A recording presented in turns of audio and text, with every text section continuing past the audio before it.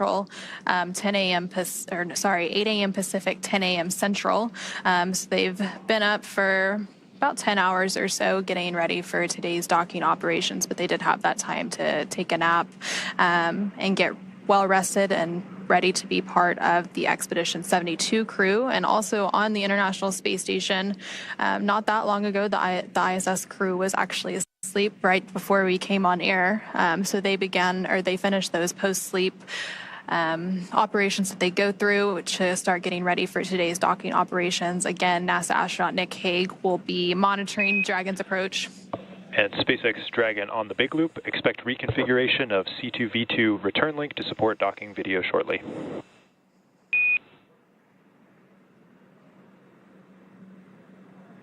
SpaceX Dragon, copy. And that call basically saying that that C2V2, the common communication for visiting vehicle system that allows Dragon to talk to the ISS to talk to the ground, it just sort of creates some nice redundant communication paths for all the vehicles and all the teams involved today. That system was primarily configured for the initial approach of Dragon up to the station through waypoint 0, and we just heard them briefing the crew that they'll be reconfiguring that again for the docking portion. So we'll continue to hear a lot of those call-outs from the ground teams and the astronauts on the International Space Station, as well as Dragon, as we continue to get into the final stages of docking today. Right now, Dragon is about 310 meters away from the International Space Station and continuing to fly in to make its final approach and docking. So it's getting pretty close now. And there you're continuing to see, if you squint, you can see a view of Dragon there in the center of your screen. So again, these are views captured by cameras on the International Space Station. And so that is the Dragon Endurance spacecraft. And it's actually the fourth flight for that Endurance spacecraft. It previously flew 3 other commercial crew program missions, Crew 3, Crew 5, and Crew 7. And the fourth flight, obviously, today for Crew 10. That's right. And overall, this is the 10th crew rotation mission for NASA's commercial crew program that Dragon is flying. It's also Dragon's 14th human spaceflight mission to the International Space Station and Dragon's 16th human spaceflight mission overall, since Dragons don't always go to the International Space Station, but we have had 2 free flyer missions in the Inspiration 4 and Polaris Dawn missions as well. And with the Crew 10 mission, Dragon has carried 60 crew members at this point across its 16 missions.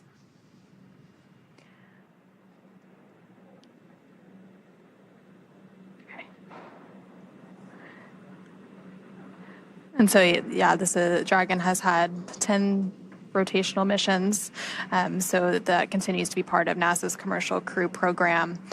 We also have, of course, the commercial resupply services, and we have the commercial Earth orbit development program working on potential future commercial space stations. So space is really becoming a commercial public-private endeavor. And you see that here as Dragon is docking to the International Space Station, obviously a government platform, but commercial partners bringing crew and cargo and things to the International Space Station. Again, once Crew 10 is on board the International Space Station, they will partake in a multitude of science experiments, technology demonstrations, all for the benefit of humanity. And so as Dragon continues to make its final approach to the International Space Station, now about 370 meters away, let's go ahead and turn it back over to NASA's Gary Jordan at NASA's Mission Control Center in Houston. Hey, thank you, Anna. We are following along on the action here. Now inside the approach ellipsoid, we are in what is called joint operations. Both teams in each of the flight control rooms here in Houston, as well as where you are, Anna, at the Mission Control Center over in Hawthorne, California, with the SpaceX teams, are operating by the same joint flight rules. They're working through the procedures step by step, doing go, no-go polls along the way to make sure that all teams are ready for the next steps. The teams here in Mission Control Houston are currently polling to make sure that we can pass waypoint 1 and go inside waypoint 2. When we pass waypoint 1, we're going to be inside what is called the keep out sphere. Now, when we cross that boundary, there are a new set of flight rules to abide by and a new set of conditions to make sure that the crew can proceed all the way to docking, currently scheduled again for tonight at 11 p.m. Central Time, 9 p.m. Pacific. So the station is continuing to prepare for the crew's arrival. As I mentioned before, the station's solar arrays are feathered. We did configure the station itself to be in the docking attitude, and teams here are working through the C2V2 system, the common communication for visiting vehicles, power cycling that and make sure that data is flowing between the two spacecraft, the International Space Station and Crew 10 Endurance, and that the Crew 10, when it's on the docking axis right in front of the International Space Station going in towards the forward port, has a perfect view of the docking ring, of the docking port, the international docking adapter. And as it closes its way in, has all the data Dragon it needs. is transmitting docking camera video. Please confirm video and data updating in the Dragon docking monitor.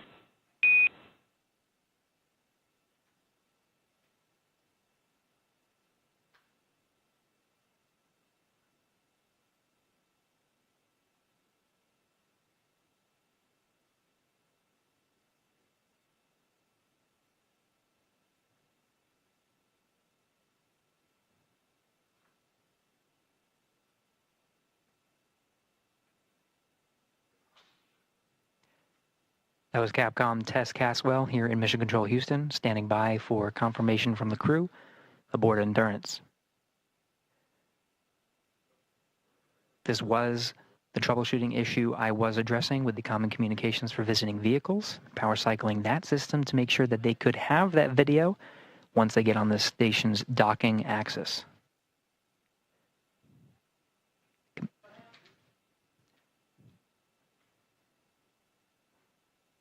As we wait for crew confirmation, we are getting video from the International Space Station's external cameras. And Houston Station, on the big loop, I can confirm I have good centerline camera. Station looks beautiful. Houston copies.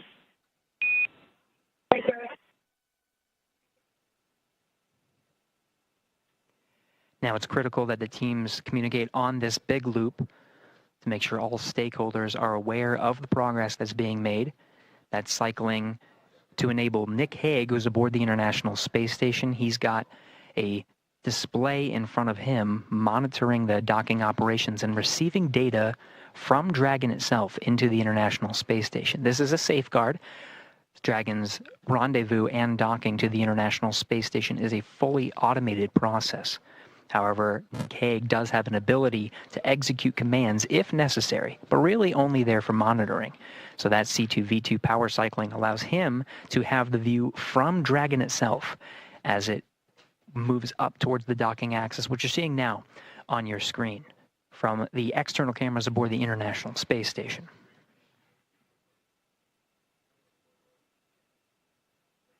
Hague monitoring Dragon's arrival, receiving data including range and range rate, making sure that Dragon is moving at the expected velocity, speed, position. Everything's positioned on board the International Space Station for docking. Again, the station itself at the docking attitude. Now again, the station teams here in the International Space Station flight control room polling to make sure that Dragon itself can proceed past waypoint 1 towards waypoint 2. Waypoint 2 being just 20 meters in front of the International Space Station's docking port. This will be inside the keep out sphere. It is Nick Hague monitoring the operations from the International Space Station. Now, once it makes its way in to dock with the space station, it'll be NASA astronaut Butch Wilmore that is tasked with the responsibility of opening up the hatches and preparing the station to welcome the crew aboard Endurance. This includes opening up several hatches, including the Node 2 hatch and the APAS hatch, both of which are closed for the docking operations and cannot be opened until the docking is complete. He'll start venting air to make sure that the air is circulating properly through the pressurized mating adapter. And there's no pockets of carbon dioxide, just a safety procedure. When he's going to inspect the hatch, he'll be wearing goggles and gloves for safety measures. We'll cover all of that post-docking, but that'll be Butch Wilmore's responsibility. We'll also be getting camera views from inside the station. These were set up by NASA astronaut Don Pettit. The crew waking up and making sure on an early day aboard the International Space Station, much earlier than their typical day. In fact, their crew wake period was just after midnight Greenwich Mean Time, which is the time that they operate aboard the International Space Station. They were up and making sure that everything was prepared for Crew 10's arrival today.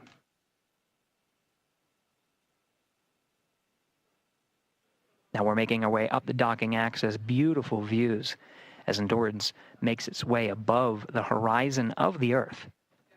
Again, it's making its way towards the docking axis. This is immediately in front of the International Space Station. Camera views from Dragon itself illuminating the solar arrays. You can see the original solar arrays of the International Space Station, as well as the IROSAs, the rollout solar arrays that are augmenting some of the station's power.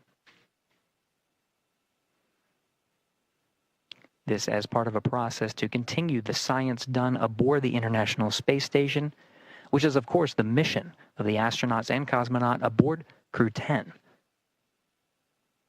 Crew 10 really just a transport mission to get to the International Space Station. Once there, they join Expedition 72 for at least a time.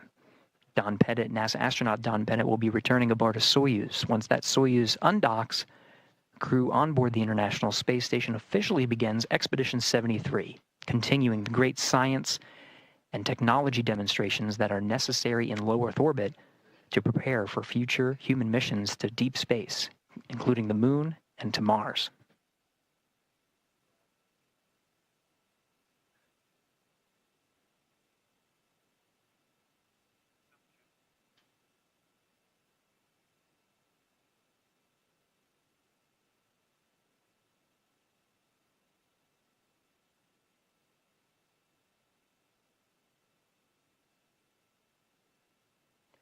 Camera views from inside Dragon Endurance showing displays that show some of the trajectory that is necessary to converge with the docking axis. This is waypoint 1. Now when you see those displays, you'll see the trajectory curve out, the spacecraft itself calculating breakout maneuvers that are necessary as it makes its way along the planned set of procedures and approach maneuvers. Waypoint 1 immediately in front of the docking axis. Once that is executed, the Dragon will fire its Draco thrusters to maneuver inside.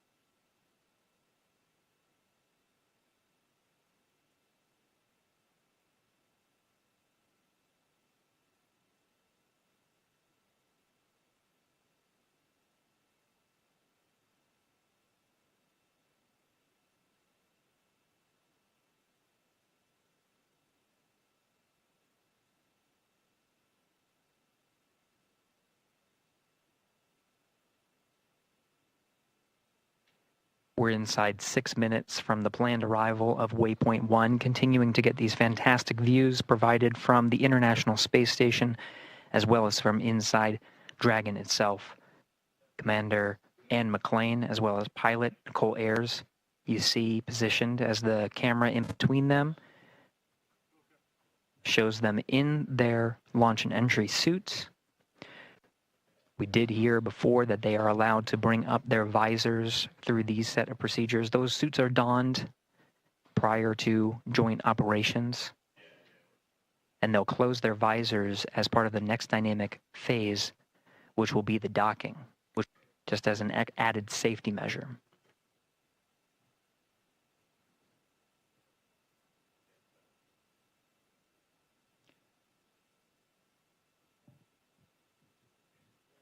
Endurance less than 300 meters from the International Space Station. being illuminated by an orbital sunset right now. The views you see of Earth and of Dragon will start to get a little darker as we enter into an orbital sunset and orbital nighttime. Dragon, now brightened by the sun, will start to dim, and you'll start to see the docking lights as well as the navigation lights. Docking light will be white at the center of the spacecraft, and you'll see green and red lights on the forward bulkhead, green indicating the starboard position, red indicating the port position. The International Space Station cameras sometimes view from an upside down position, as you can see from this view, as the Earth is on the top left of your screen. So the port and starboard navigation light positions will be reversed, but it's because the camera is sort of upside down from the position of Earth. Additionally, the cameras on board the International Space Station are subject to the radiation environment of the station.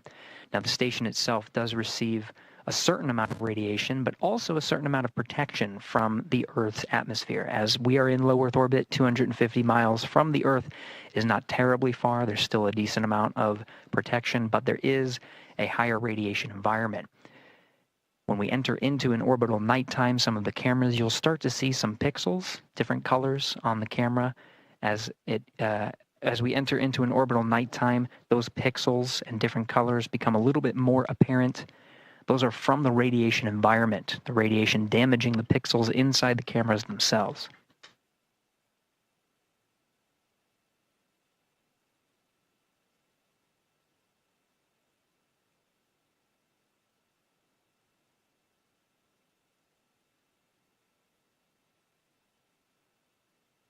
Inside 3 minutes from waypoint 1 arrival, we do have a go to proceed past waypoint 1. So Dragon, what you'll see is not a pause at waypoint 1, but it should proceed towards the keep out sphere. You'll notice some of the views change throughout our coverage here. The feeds coming from Dragon, you can see illuminating the International Space Station. Those feeds provided by ground SpaceX stations. On the big loop, approach 1 and soft capture ring extension will begin shortly. Dragon will continue its approach to waypoint 2.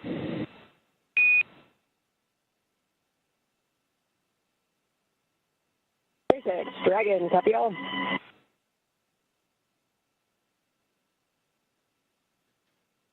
And that relayed from the SpaceX core in Hawthorne, California, confirmed by the crew aboard Endurance. We are proceeding inside the keep out sphere. You are seeing the docking light begin to blink at the center of Dragon Endurance. Features of Dragon becoming a little bit more apparent. The nose cone fully open, exposing the docking ring and the forward bulk of the Dracos. You did hear that Dragon will extend the soft docking ring mechanism. This allows for a cushioned contact as Dragon makes its way toward the International Docking Adapter.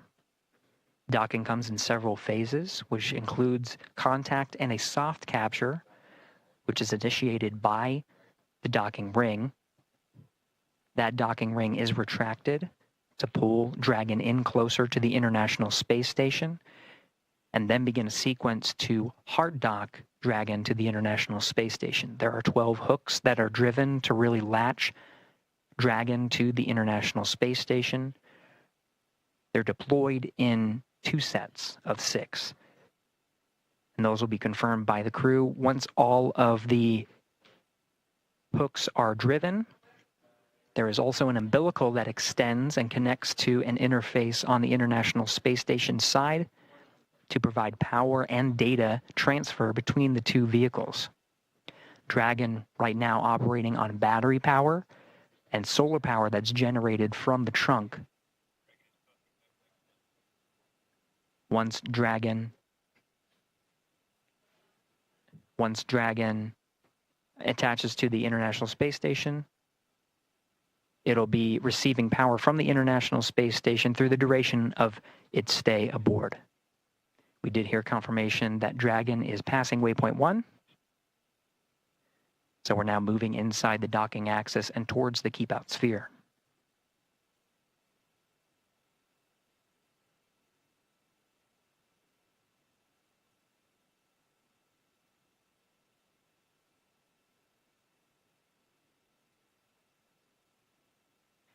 Now passing waypoint 1, Dragon Endurance heading towards the International Space Station. We're following along from here inside Mission Control Houston, working jointly with the teams in Hawthorne, California, to take us through the next series of steps, including crossing the keep-out sphere and heading towards waypoint 2. Let's send it back over to Anna and Chris in Hawthorne. And thanks, Gary. Yeah, so we have passed waypoint 1, so waypoint 2 is what is up next, and that will put Dragon only about 20 meters. Station Houston, on the Big Loop, monitor approach per step 3 of 1.102, Dragon approach and retreat monitoring. Let us know when your review is complete and you are ready for docking.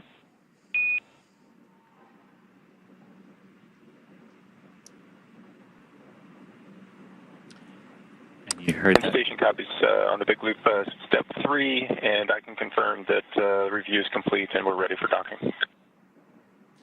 So that call there between the ISS flight control room and the crew on board the International Space Station. Houston copies. At waypoint 2, Dragon will hold for approximately 5 minutes. And you heard that call there indicating that the ISS Thanks for the heads up. and the crew there are now ready for Dragon's docking to the forward docking adapter of the Harmony module of the International Space Station. Dragon approaching waypoint 2, which is the point about 20 meters from the International Space Station's forward docking adapter. And as we did just hear there, we are expecting Dragon to hold for about 5 minutes once it reaches that point. It crossed through waypoint 1 and waypoint 0 without having to hold. But again, these waypoints or checkpoints are places we can hold if we need to, and if we don't, we can proceed forward through them. And so we have gone through 2 of those waypoints, so waypoint 0 and 1, and so now Dragon is less than 200 meters away from the International Space Station, about 170 meters currently away from its target of that forward node to forward docking port. And there you're seeing a great view on your screen of the Dragon Endurance spacecraft as it makes its final approach to the International Space Station. The teams in Mission Control Houston the teams at the International Space, or not the International Space Station, the SpaceX mission control teams behind us are, of course, doing some final go, no-go polls for docking. It's one of the final checkpoints between those teams to make sure everyone is good to proceed and to dock. We did hear that there will likely be a brief hold at waypoint 2. And again, that waypoint 2 is just 20 meters away from the International Space Station, so very close at that point. So they will hold briefly, and then from there, we will have our final approach and docking. We will have an initial soft capture. We did hear that the soft capture ring was being extended a few minutes ago. And then from there, they will begin to deploy those hooks, 2 sets of 6 for a total of 12 hooks to get that hard capture. And during that final hold, that again, we're expecting around the waypoint 2 mark, which is 20 meters away from the space station. During that final hold, they can possibly wait for better lighting conditions. So the space station does have exterior lights and Dragon can dock in the dark. But of course, we go through an orbit every 90 minutes. So there's a sunrise and sunset every 45 minutes. So if they need to wait for a little bit of improvement in the lighting conditions, they can use that waypoint 2 hold opportunity to wait for things like that, ensure final alignment, ensure everyone is good to go for that final approach and docking. And as we could see right there, right before we switch to the inside view there, that's a great view on the outside. You can see that we're passing into an orbital sunset here, so approaching orbital night. And you can see how that lighting is very different on board the International Space Station. But what I love about that view, too, is you can see the forward navigation strobe light from Dragon illuminating the forward element of the International Space Station where it will be docking just a few minutes from now. But of course, is approaching waypoint 20. This is a view now from the International Space Station looking at Dragon. You can see the white navigation light indicating the center of the docking alignment axis there. And the green light that you see is the starboard navigation light. So just helping the folks on the International Space Station keep track of Dragon's orientation there. And the red one that just came into view is for the port side orientation. And I really love this too as we get into orbital night as we're approaching the space station, because we're probably going to see Dragon's Draco thrusters pulsing, and that's always a sight to behold in orbital night. And so Dragon and the International Space Station. Soft capture ring extension complete.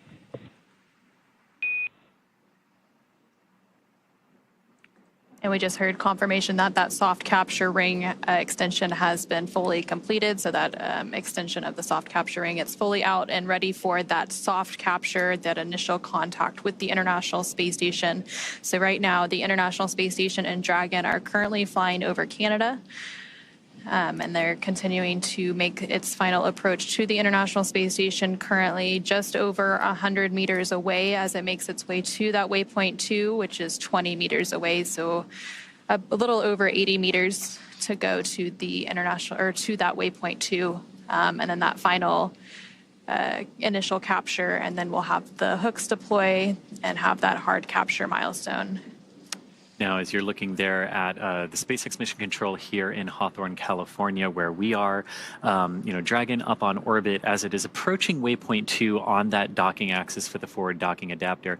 It's approaching the space station very, very slowly, about a few tenths of a meter per second, and it's also trying to keep in proper alignment with that docking port. But again, waypoint 2 is where we're going to stop based on the calls, and we can do some final alignments there and final checkouts.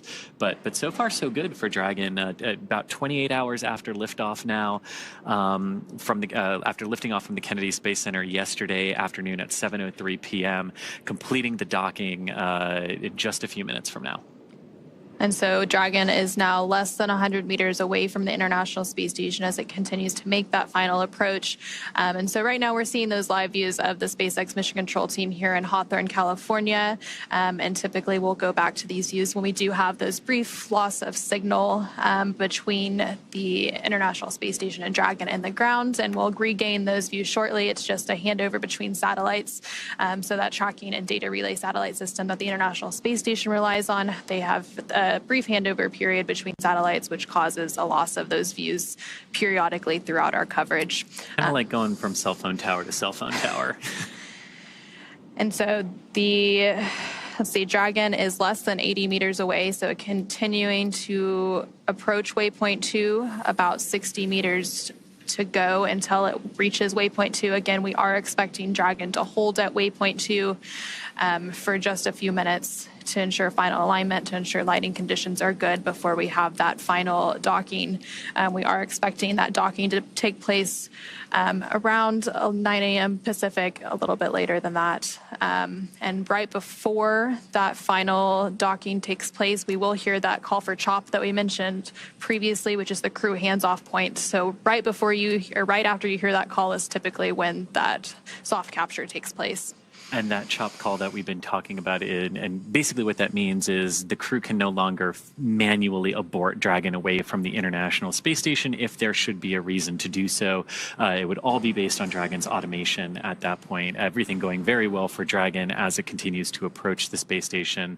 The crew monitoring the automated approach for the vehicle, as well as any escape options they might have to do, but again, not expecting to have to use those. Station Houston, on the big loop, the no exercise constraint for docking begins now. Station copies.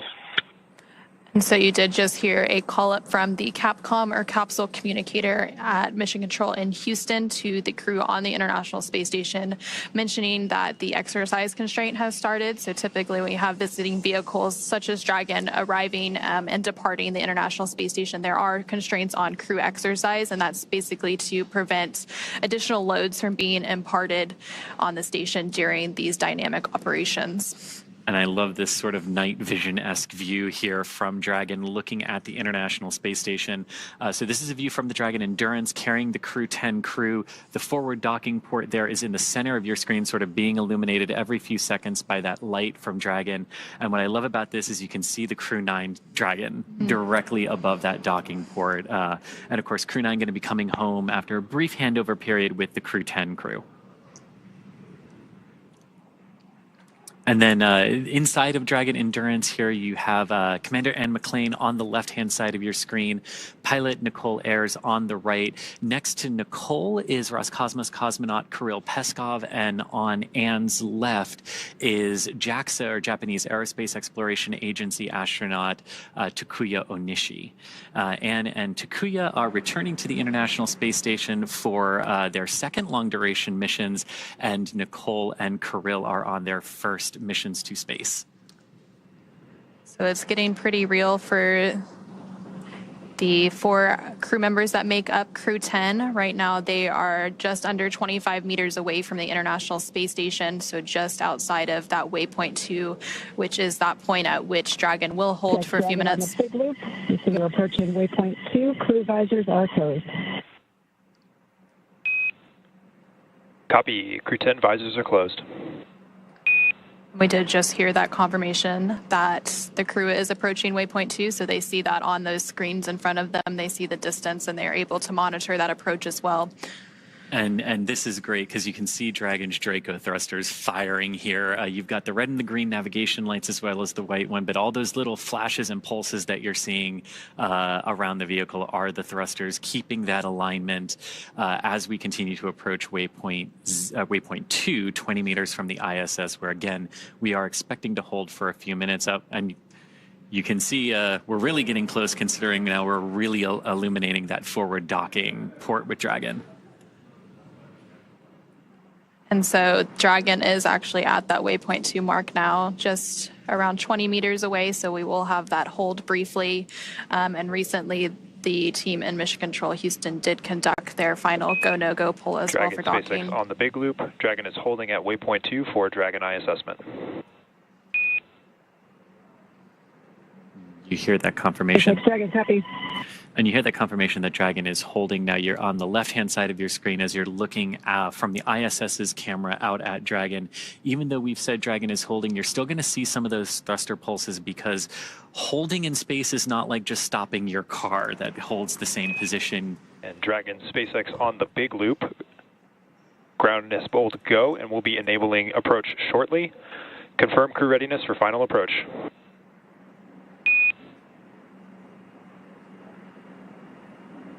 SpaceX Dragon, Crew 10 is ready for final approach.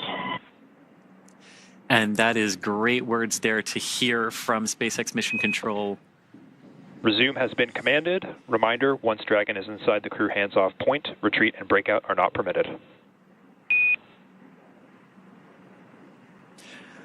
Copy. And Anna, here we go. So we did just hear that they have the go to resume final approach, so that we had that brief hold completed at waypoint 2, which was just 20 meters away from the International Space Station. So Dragon will now resume its final approach and finish its fly into the International Space Station's Node 2 forward docking port. And we heard Dragon is in approach 2. We hear good confirmation of Dragon in that approach 2 mode, meaning it has passed waypoint 2 and is coming into the station. Again, you can see Station Houston on the big loop. Dragon is on final approach and is go for docking. Monitor per steps 5 and 6 in 1.102 Dragon approach and retreat monitoring. Station copy. And that was the call from the International Space Station Flight Control Room to the crew on the ISS. Again, just everyone confirming, making sure everyone's on the same page, as Dragon is now very close to docking with the International Space Station here today. And so Dragon is now just 17 meters away from the International Space Station and continuing to close in on its target. Coming up here shortly, we will likely hear that call out for CHOP, which stands for Crew Hands Off Point. That typically takes place less than 30 seconds before docking. So as soon as you hear that, you know that that docking will take place very soon after. And then at that point, when we hear the CHOP call out, any aborts will have to be done automatically by Dragon. And so also on the International Space Station, we have NASA astronaut Nick Hague monitoring this final approach. And then once Dragon is docked, NASA astronaut Butch Wilmore will walk through those hatch preparation and opening steps to welcome the crew on board. And Dragon is now less than 14 meters away from the International Space Station and continuing that final approach. These very delicate series of maneuvers now, Dragon approaching very, very slowly relative to the International Space Station. Again, we talked earlier that launch is all about accelerating the vehicles to orbital velocity, and even though both Dragon and the ISS are traveling at about 17,500 miles per hour or 27,500 kilometers per hour, they are moving very, very slow, like 1/10 of a meter per second in relation to each other right now. Dragon now at about 10 meters away from the International Space Station. We're standing by for that call out for CHOP here shortly. Spacex Dragon, 10 meters. Copy, 10. And again, you're looking at the forward docking port of the International Space Station, which is mounted to the Harmony or Node 2 module of the space station. The Crew 9 Dragon, which has been there since September, is also attached to a docking port on this module, and that Dragon is actually just off the top of your screen there as Crew 10's Dragon comes in for docking in just a few moments. And I love these views again. You've got the Dragon, you've got the ISS staring at Dragon on the left-hand side of your screen, and you've got Dragon looking at its docking port on the ISS on the right. And Dragon is now less than 7 meters away from the International Space Station as it continues to make that final approach. Traveling with a range rate of less than 0.082, which, as you mentioned earlier, it continues to get slower and slower as we make this final approach. 5 meters. Copy, 5 meters. So the next call we should hear is CHOP, or that crew hands-off period, followed moments later by docking. That typically comes at about 2 meters away from the International Space Station. Right now, we're less than 4 meters away.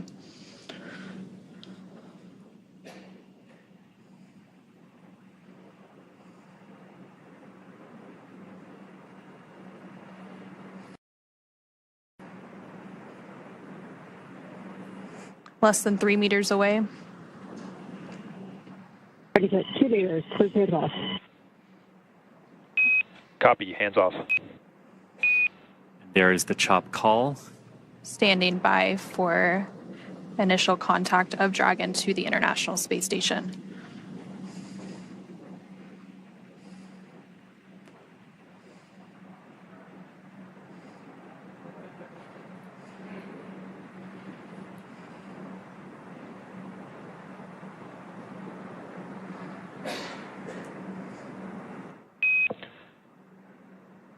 Dragon contact and soft capture complete. And there you heard Dragon has successfully docked to the International Space Station. We have contact and soft capture confirmed. Soft capture meaning that the initial soft capture ring around Dragon has physically connected with the International Docking Adapter. And this is just the first part of the overall docking sequence, Anna. And so we did have that contact confirmed at 9:04 p.m. Pacific, 11:04 p.m. Central, while both Dragon and the International Space Station were flying 260 stat-sheet miles. Capture ring retraction in progress. Flying 260 stat-sheet miles over the Atlantic Ocean, and we did just hear confirmation that that soft capture ring is now beginning to retract. So they're beginning those steps to firmly attach Dragon to the International Space Station so that we can have what is known as a hard capture. And again, as we mentioned earlier, like all the timings of these events are a little nebulous and they can change around by a couple of minutes here. So while we were expecting completion of we're expecting the completion of soft capture ring retraction, which we heard was already underway in just a few minutes. That will be followed by the start of the hard capture sequence, which is a series of 12 hooks that are separated into 2 batches of 6 that drive between Dragon and the International Space Station to really hard connect them together. And then after we have that, we have a whole bunch of other things that sort of come into place at that point once Dragon is securely on the Harmony module of the ISS. Once those soft capture systems retract, the spacecraft will we're getting closer for the hard capture, and then and that's about a 15-minute process. And so once those hooks are fully driven, so those 2 sets of 6 hooks for a total of 12, then we will see those umbilicals deploy. And again, that helps to hardline the data and power from the International Space Station to Dragon. And then the crew on the International Space Station as well as Dragon will get ready for the hatch opening operation. So they will have to pressurize the vestibule. Again, that is that space between the Dragon hatch and the space station hatch that was previously exposed to the vacuum of space prior to this docking. Again, we had that docking initial capture at 9:04 p.m. Pacific. So they will work to pressurize that space, perform a series of leak checks, and then once everything is good and they get the go-ahead, they will open those hatches. Again, there's the hatch on Dragon that has to be open as well as the station hatch to then bring the crew tent onto the International Space Station, and there you're actually getting a live view from the International Space Station looking at the station hatch that will have to be opened before you can get to the Dragon hatch and bring the crew on board. And they will be welcomed by the Expedition 72 crew, and they will have a brief welcoming ceremony, and then they will go into a safety briefing and get up to speed and adjust to life on station, again completing that handover period with the Crew 9 crew before Crew 9 returns home. And then they get to work, because as exciting as the last 28 hours have been from launch until docking, this is just the beginning of a multi-month mission for Crew 10. They're joining the Expedition 72 crew, which has been ongoing for the last few months aboard the International Space Station. And about a month from now, when a Soyuz crew rotation from Russia completes, that will actually mark the start of Expedition 73, which our Crew 10 crew will be joining. And of course, there are about 200 science experiments that the crew will be performing over the course of their multi-month mission up there. And I can't wait to see it and everything that they're going to be able to do up there. So they will be contributing to about 200 different experiments and technology demonstrations from human research. They're doing some flammability studies. Ring retraction complete. Docking sequence is holding for MCS reconfiguration. And we did just hear confirmation that the soft capture ring has been fully retracted. So again, that soft capture that happened with the initial contact about 4 minutes ago at 9:04 p.m. Pacific, 11:04 p.m. Central, as the International Space Station and Dragon were flying over the Atlantic Ocean. They are going to hold that docking's hard capture sequence a little bit to make some final configurations. We do expect that full hard capture process to take about 15 minutes, so we have about 10 or so more minutes to go there. The next step in that process will be to begin to deploy those hooks. Again, there are 12 total hooks that have to fully engage and really bring Dragon in for a nice hard seal to the International Space Station's forward docking port. And sort of like a lot of things with spaceflight, docking is not just a singular instantaneous event when the two vehicles actually meet and connect with one another. There's the soft capture, which we're through with Dragon right now. There's also, like the vehicles are moving in relation to one another at docking, so they've also got to make sure that any motion between them is dampened out and that they're all really ready for that hard capture connection. And there you're seeing a live view on your screen on the right-hand side. That's a view from the International Space Station of the Dragon spacecraft Endurance, now docked to the International Space Station's Node 2 forward docking port. And again, that docking took place at 9:04 p.m. following an approximately 28-hour journey. Station Houston, on the big loop, MCS configured, proceeding with hook driving. Station copies. And there we hear good confirmation that what we were waiting for there and holding the docking sequence has been, we've gotten through that, and now we are going to begin that hard capture sequence, and that's what you were talking about, Anna, driving the series of 12 hooks, 6 at a time, to form that hard capture. And again, we expect that process to take about 15 minutes, but it really is great to see the Dragon Endurance back on the space station. Its 4th trip to space. This particular capsule has launched the Crew 3, Crew 5, and Crew 7 missions and, of course, returned those astronauts safely to Earth. And now it's doing it again for the 4th time for the Crew 10. And it's the 10th total rotational mission for SpaceX flying crew to the International Space Station. Again, we did hear confirmation that the first set of 6 hooks for a total of 12 is now driving. So those will make a hard capture, and then they will drive the second set of 6 hooks.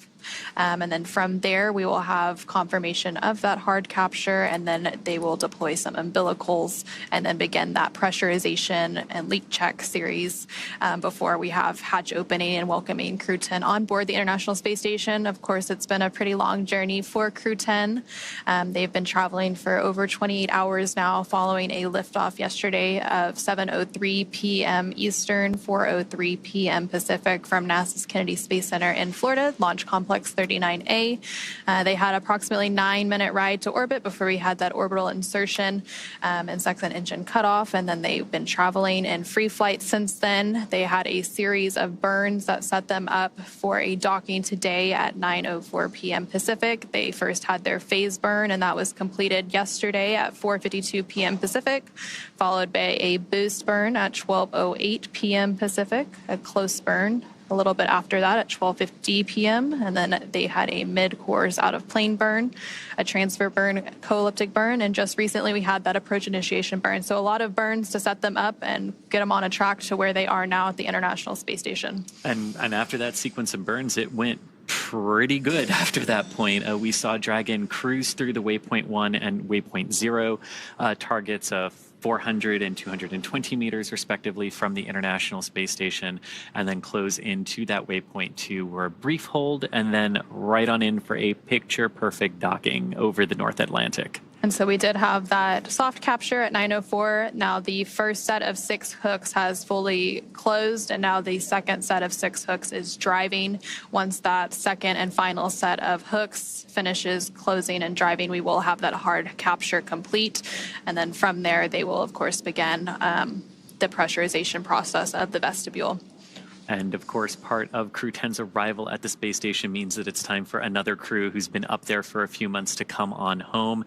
So a few days after Crew 10, now that Crew 10 has docked, in a few days we will have the planned undocking and return of Crew 9, which includes NASA astronauts Nick Hague, Butch Wilmore, and Sunita Williams, as well as Roscosmos cosmonaut Alexander Gorbanov. 2 of them have been up there since September. Nick and Alexander launched on Crew 9 in September on the Crew 9 mission from Slick 40 at the Cape Canaveral Space Force Station. And of course, Butch and Sunny were already on the space station and joined Crew 9 and will now be coming home on Dragon. So they will do that brief handover period. The handover period between crews is pretty typical. We like to ensure a continuous presence of U.S. crew, and then the Crew 9 will help bring Crew 10 up to speed as the new arrivals and get them adjusted to space station life before they return home. And so that second set of 6 hooks continues to drive. We had that initial docking about 10 minutes ago at 9:04 p.m. Pacific, and typically it takes about 15 minutes to have hard capture complete, so we should be approaching that milestone here shortly. And as all of that is happening and those umbilicals are being connected, hard capture complete.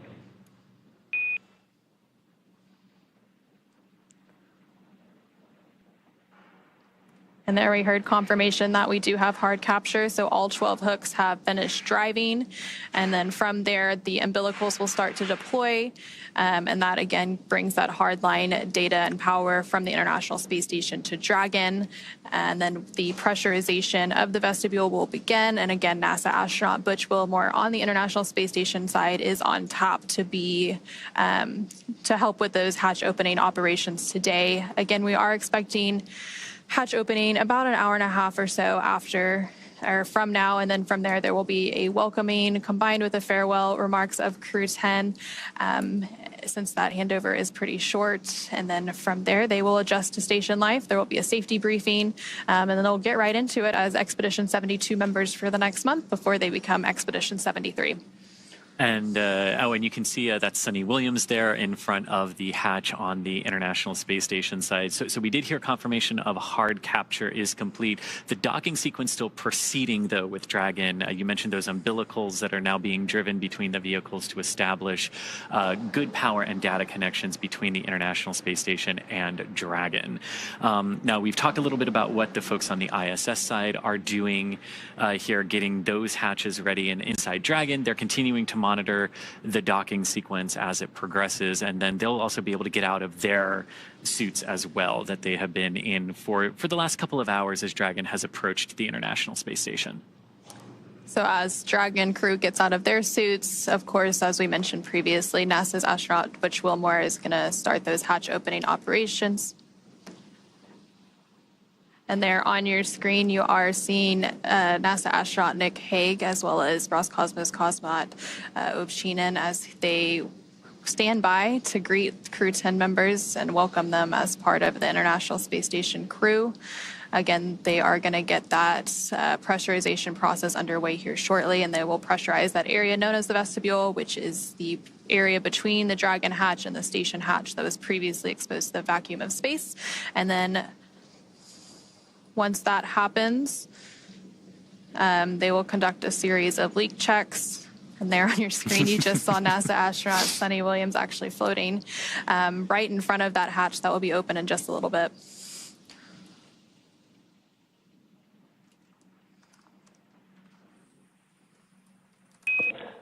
Dragon, SpaceX on the big loop. Docking sequence complete. Ground will be enabling hardline power and comm connections shortly. You are go to doff suits per procedure 4.012. Crew 10, welcome aboard the International Space Station.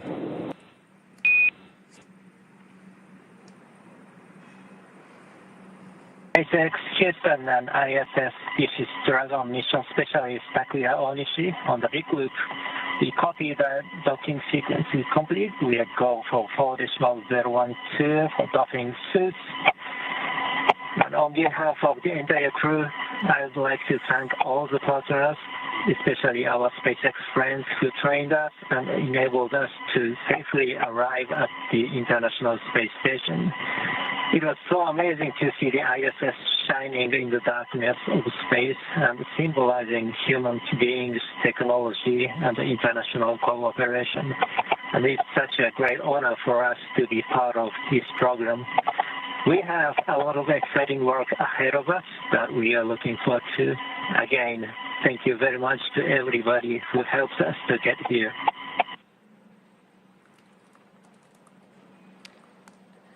And there you just heard some really nice words between Crew 10 as they have now arrived at the International Space Station. We do have that confirmation of hard capture complete. Again, those words were coming from JAXA, or Japan Aerospace Exploration Agency astronaut Takuya Onishi, who is serving as one of the mission specialists for Crew 10. And so now with Dragon successfully and safely docked. And Houston copies all. Welcome to the International Space Station, Crew 10. We look forward to your work and the spirit of cooperation with which you've arrived.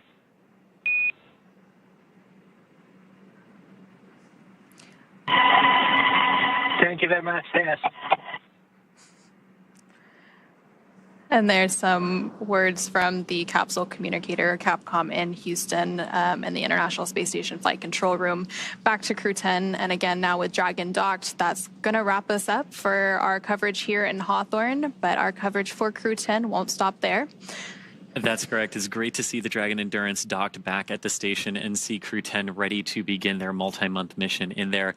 In a minute, we're going to toss it back to Gary in Mission Control Houston to take us through the vestibule depressurization hatch opening, and then we'll see NASA astronauts Anne McLean and Nicole Ayers, along with JAXA, or Japan Aerospace Exploration Agency astronaut Takuya Onishi and Roscosmos cosmonaut Kirill Peskov float into the International Space Station.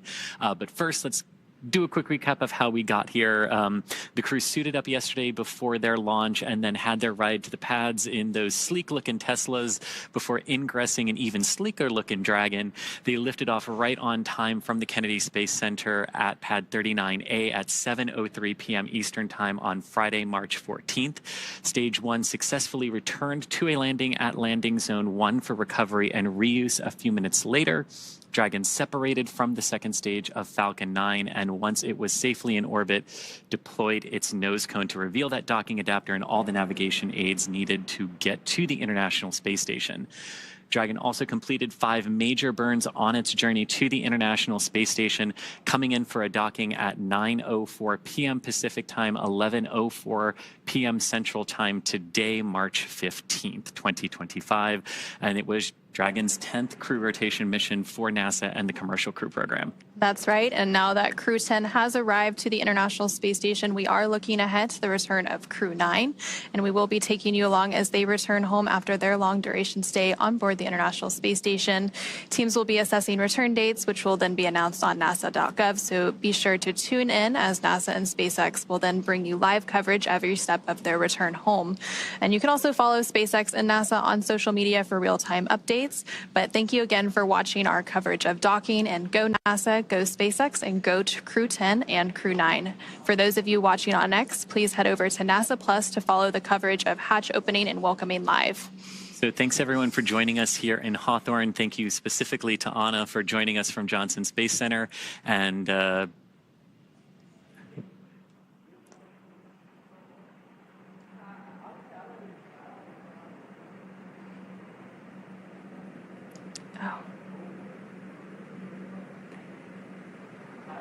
And thank you, everyone, again for tuning in. We'll now go ahead and pass it over to NASA's Gary Jordan at the Johnson Space Center in Houston, who will continue sharing the mission of hatch opening and welcoming as the crew prepares to board their home for the next few months, the International Space Station. Thank you so much.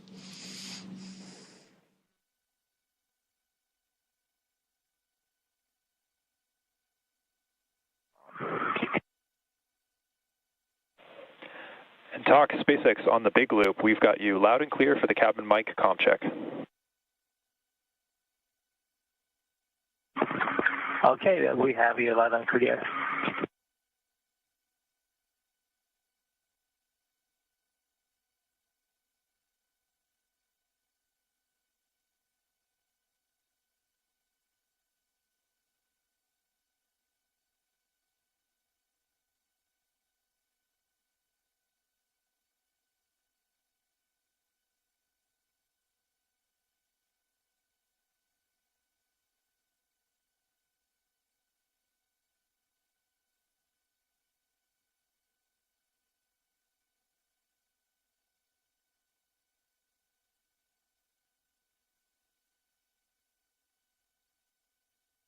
This is Mission Control Houston. You're looking at a live view of the International Space Station Flight Control Room. Thanks to Anna and Chris over in SpaceX Mission Control in Hawthorne, California. We just wrapped up our joint coverage of Crew 10's arrival to the International Space Station, docking at 11:04 p.m. Central Time, 9:04 p.m. Pacific. The International Space Station and Dragon were flying 260 statute miles over the Atlantic Ocean at the time of docking. Now that the docking sequence is complete, which means the ring is fully retracted, hooks are driven, and the umbilical is extended, draw power from the International Space Station, and transfer data, crew inside Dragon is getting prepared for the next set of procedures to configure Dragon in such a way for its extended stay aboard the International Space Station,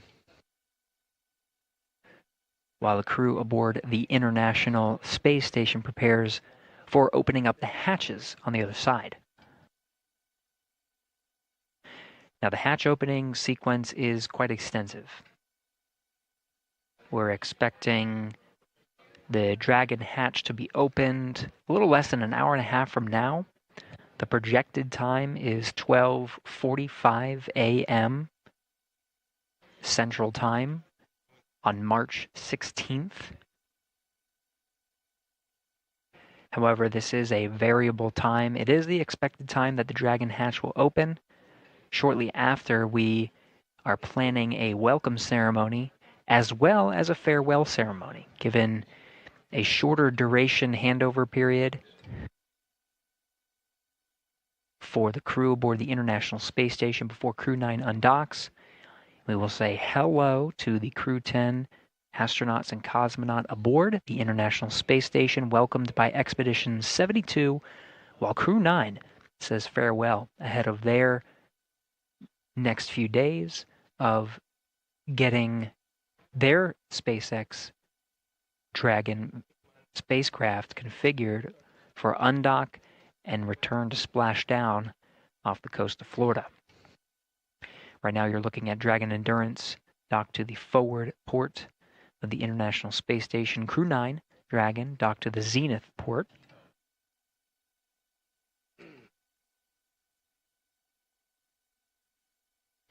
These views provided by an external camera on the exposed facility outside of the Japanese module.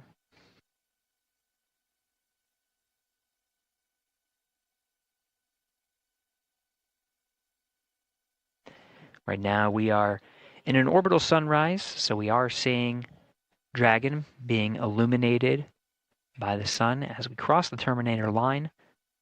We're just west off the coast of South Africa now, 267 statute miles right above that coast, in fact, on a southeast trajectory, heading into an orbital daytime, starting to see the horizon of Earth being illuminated by this view.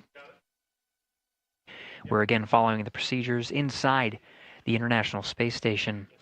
We've been hearing the voice of NASA astronaut Nick Hague, whose responsibility for the past few hours has been the monitoring task of Crew 10's arrival to the International Space Station, receiving data via a common communications for visiting vehicles link between the International Space Station and Dragon, providing telemetry and allowing Hague to monitor Dragon's safe approach, docking again at 11:04 p.m. Central Time.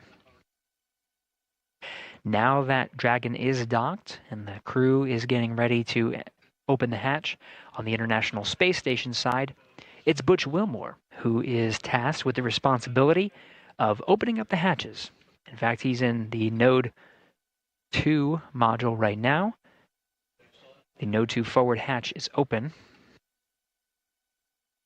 Throughout our coverage today, it will take some time to open up those hatches. It's quite a lengthy procedure that needs to be done carefully, and we will be continuing to orbit the Earth, handing over between our coverage of TDRS satellites that are providing video from the International Space Station.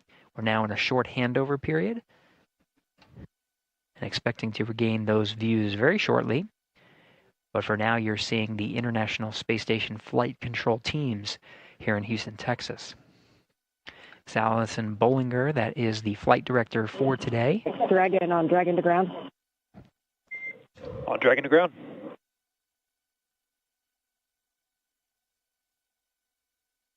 Station coming a little broken. Wondering if you're going.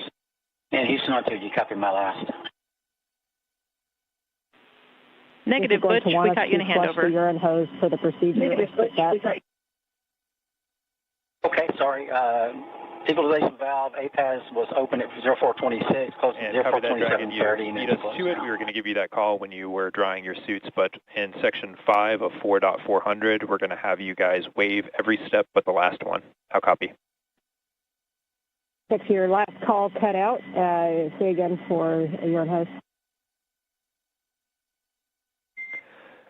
And repeating my last, but for that call in section 5 of 4.400, we are not going to have you perform any steps except for the last one. How copy?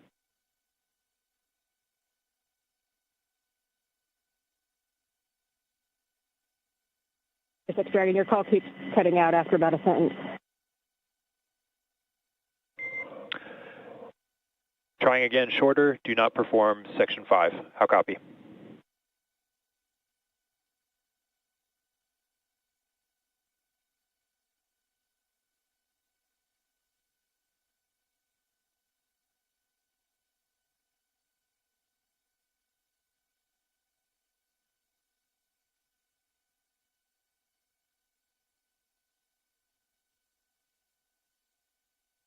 Dragon on Dragon to ground.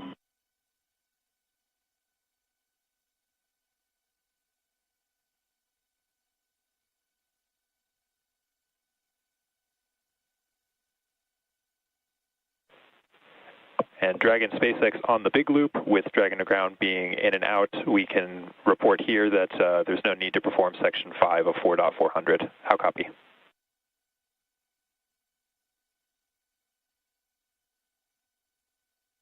SpaceX Dragon, copy on the big loop. We can skip Section 5 of 4.400. That's a good readback.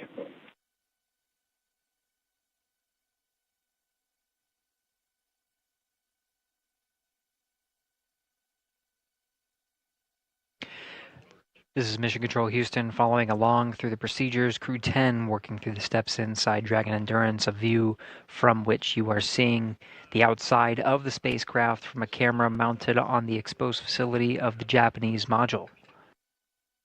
Inside, the crew are working through steps. They wore their SpaceX launch and entry suits through the duration of today's procedure, docking to the International Space Station as a safety precaution, closing those visors and having the suits as an extra layer of protection. Now that we are docked and hard docked to the International Space Station, that docking sequence complete, the crew may doff or take off their suits and start configuring the cabin of Dragon for opening up the hatch. You'll hear some of those communications through Dragon to ground, those communications intended for the Dragon crew. Some of the communications you'll hear on the big loop and the space to ground loops, because there are crews on both sides of that hatch working to welcome the crew aboard. Each has their own respective role.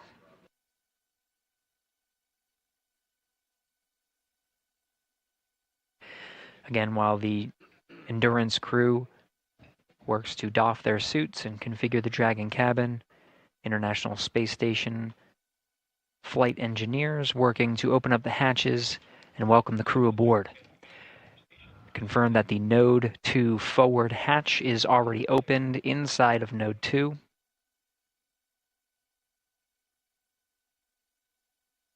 Next will be the APAS hatch. The APAS hatch is the last hatch on the International Space Station side. There is a vestibule that separates that hatch from the Dragon hatch, and that vestibule right now is at vacuum. Part of the procedures that the crew will undergo, namely NASA astronaut Butch Wilmore, will be to turn a valve and introduce air into that vestibule, bringing it up to pressure. Pressure inside the International Space Station and Dragon is that of sea level, 14.7 psi. The procedure to take that vestibule up to vacuum is slow and steady. They make sure that there are no leaks at about 5 pounds per square inch, settling there, making sure that there are no leaks present before bringing it fully up to pressure at 14.7 psi. ISS power connection established.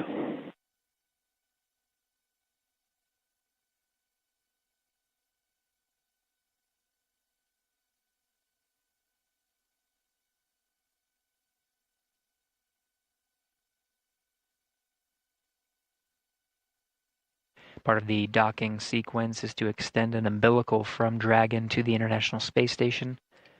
That provides power and communication drawn from the station to Dragon, so Dragon no longer has to rely on battery power. And the solar arrays that you can see, the black paneled section at the trunk from this view, that call was confirming that power is successfully being drawn from the International Space Station into Dragon. Dragon no longer needing to rely on battery power.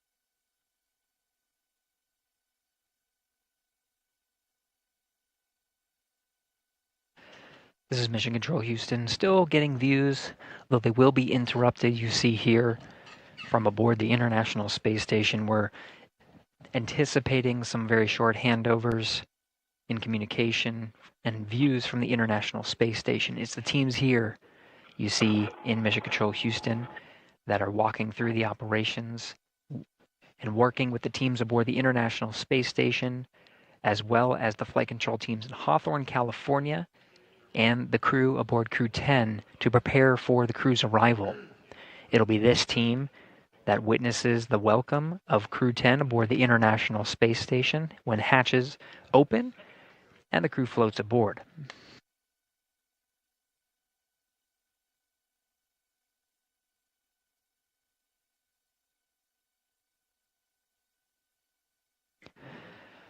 Right now we're expecting hatches to open at approximately 12:45 a.m. Central Time.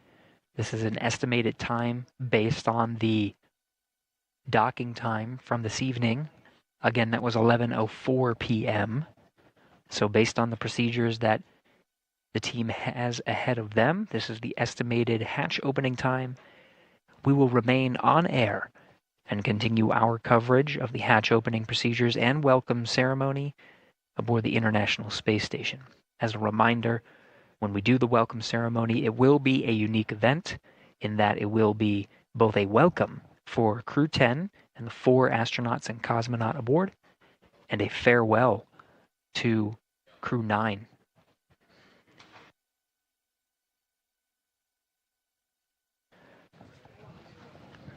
This is due to a shortened period between the arriving spacecraft and the departing spacecraft, and the series of procedures that the astronauts need to undergo to prepare for departure.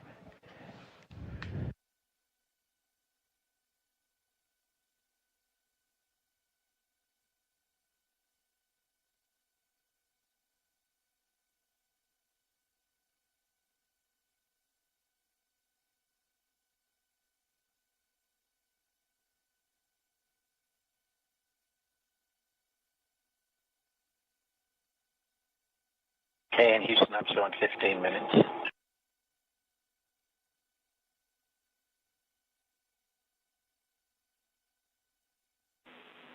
Butch, we copy. We are still assessing.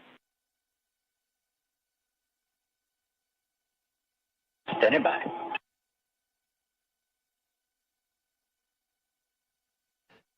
Tess Caswell is the Capcom here in the room today. In the blue blazer, Allison Bollinger.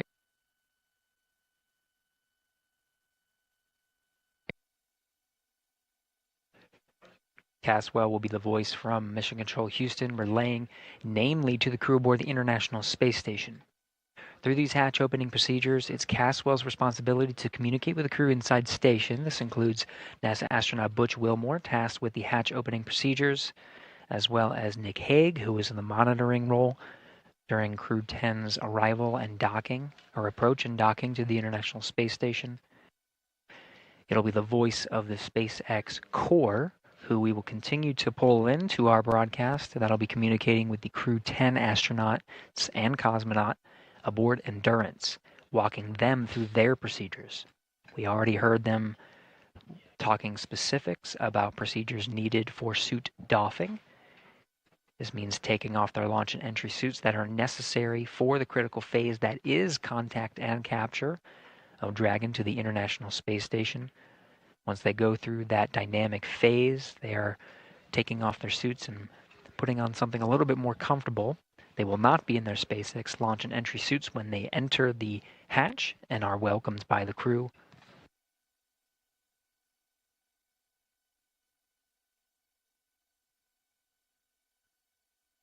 Caswell will be the voice here in Mission Control Houston that walks the crew through the welcome ceremony. Again, that will be the formal greeting. We'll see all 11 crew members aboard Expedition 72 in Node 2 of the station. This is at the very forward end, and it is the forward hatch that will be opened and is opened currently, the Node 2 forward hatch. and where Dragon Endurance is currently docked, the forward end of the space station. It is the teams here that are walking the astronauts through the procedures to open up those hatches. Views are expected to be regained from space momentarily. It is Butch Wilmore who is tasked with the responsibility of the hatch opening procedures. You can see the Node 2 forward hatch. Now that we have views again, the white circle deeper into the hatch, and that pathway down there behind the hatch is called the pressurized mating adapter.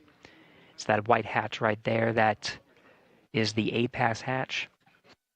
Station Houston on the big loop for Butch. Expect approximately 10 more minutes before we're ready to press. Copy, 10 minutes.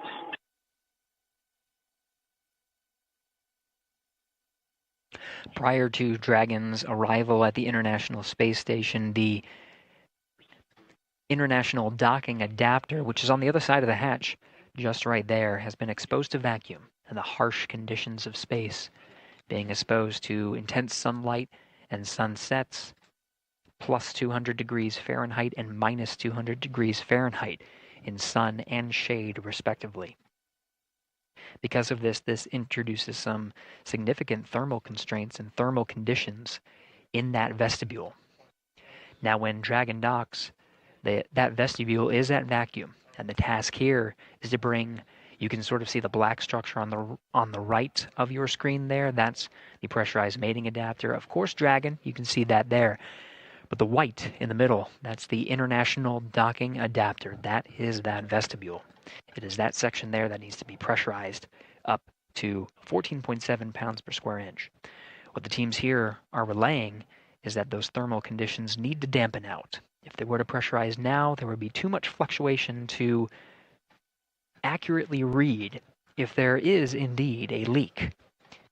Could it be a leak, or could it be the thermal fluctuations from the intense environment that was in that vestibule?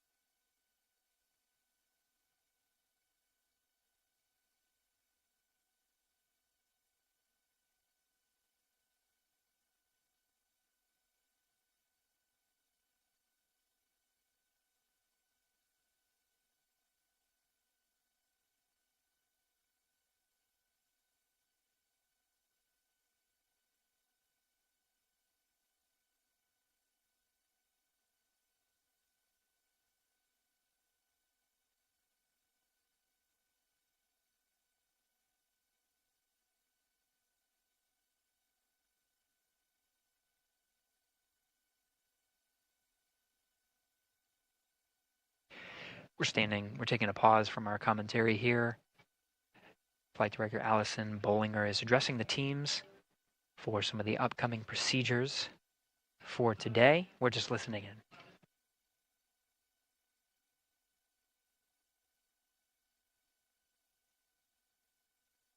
Dragon on the big loop in Dragon procedure 4.012, step 5, alpha 6, suits are drying. Copy, we're with you for suit drying.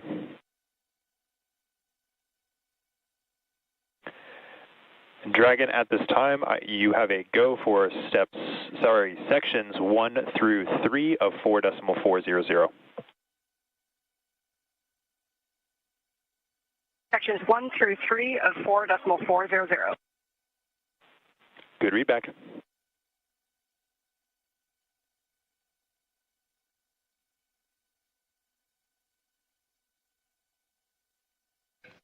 As we get live views from here at Mission Control Houston, the calls you heard were of Commander Ann McLean inside Dragon Endurance, speaking with the core, the equivalent Capcom role over at Mission Control, the SpaceX's Mission Control over in Hawthorne, California. You heard that they completed their suit doffing and are now drying their suits, setting them aside, going through the next steps of procedures. Meanwhile, inside the International Space Station, the crew is preparing, the Expedition 72 crew is preparing for Crew 10's arrival. An excited NASA astronaut Sonny Williams, with camera in tow, getting ready to welcome the crew.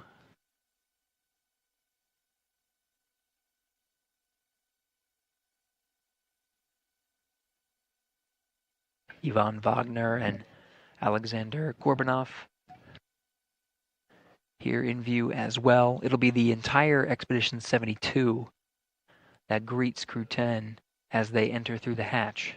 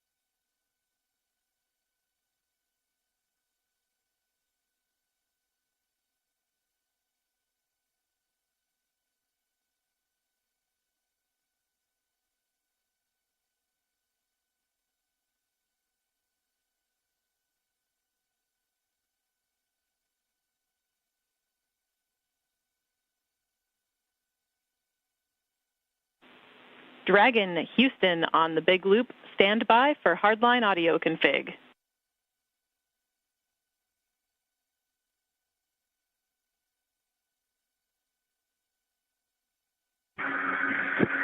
Dragon copy, standing by.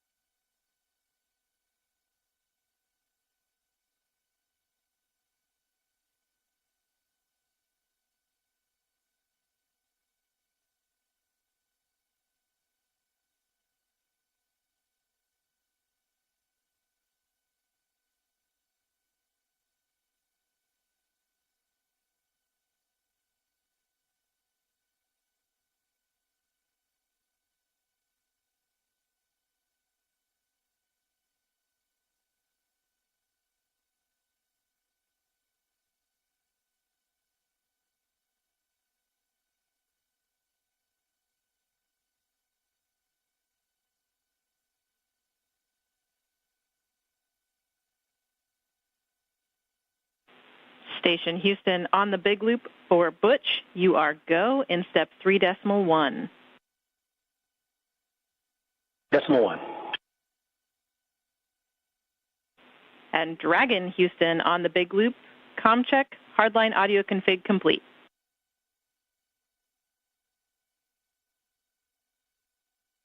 And Houston Dragon, I have you loud and clear. How me? Loud and clear, talk.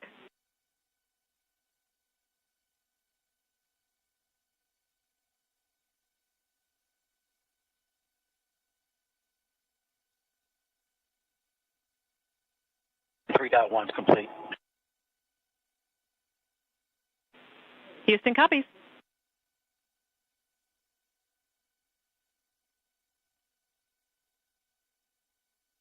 I'll just wait for your go at 3.2. Copy.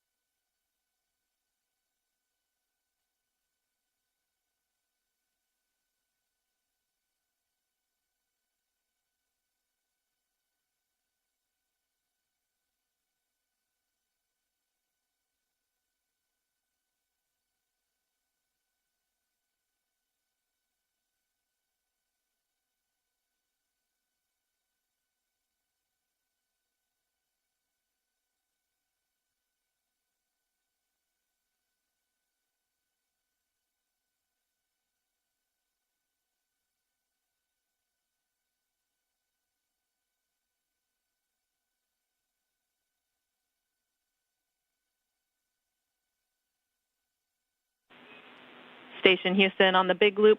Butch, you are go in step 3.2. 3.2.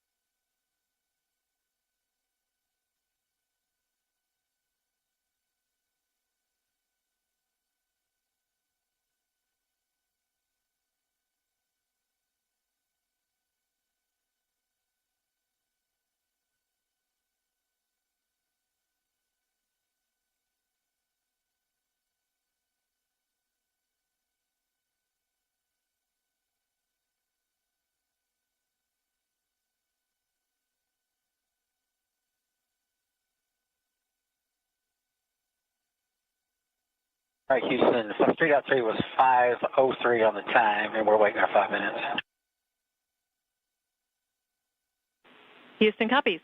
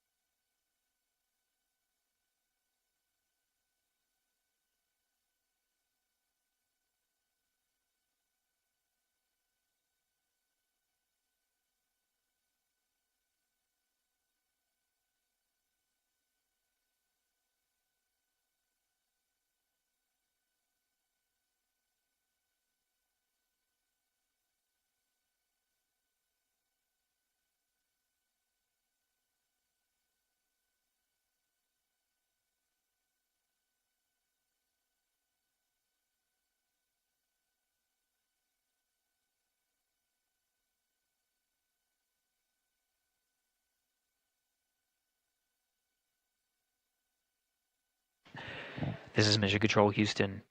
You're getting a live view inside the International Space Station.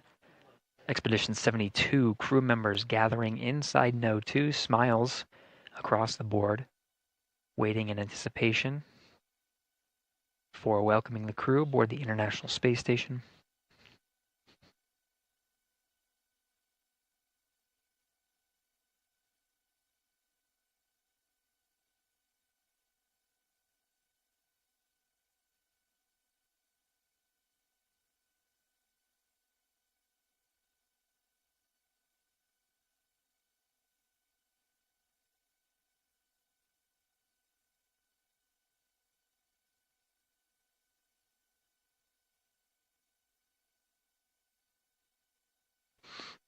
So what the crew is doing right now is, of course, on the timeline really is the welcome of Crew 10 to the International Space Station. Now in the back end there of the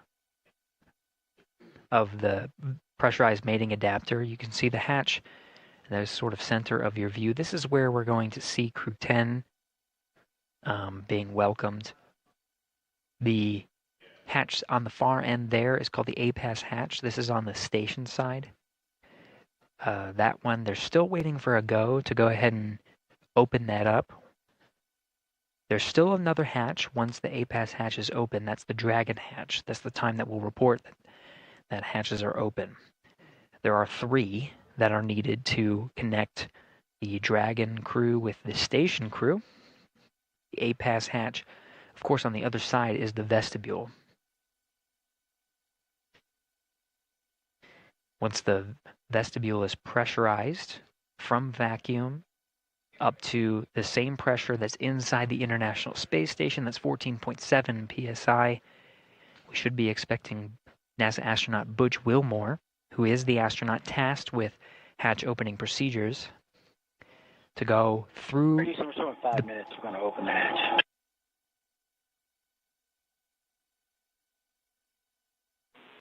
Houston copies.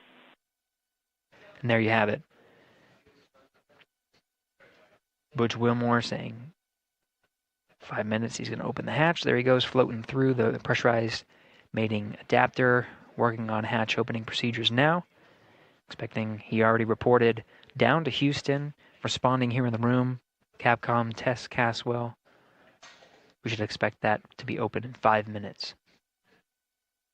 So the vestibule is pressurized, and that means that it will expose the vestibule and we'll be able to see through the APAS hatch to the Dragon hatch. Now you'll notice it's the Dragon hatch because this hatch, of course, will be opened, but the Dragon hatch has a window at the center of the hatch. We may be able to see small views of the Crew 10 astronauts poking their head through, maybe a couple of waves. Of course, it's pretty crowded now. Some excited Expedition 72 astronauts and cosmonauts awaiting the Crew 10's arrival.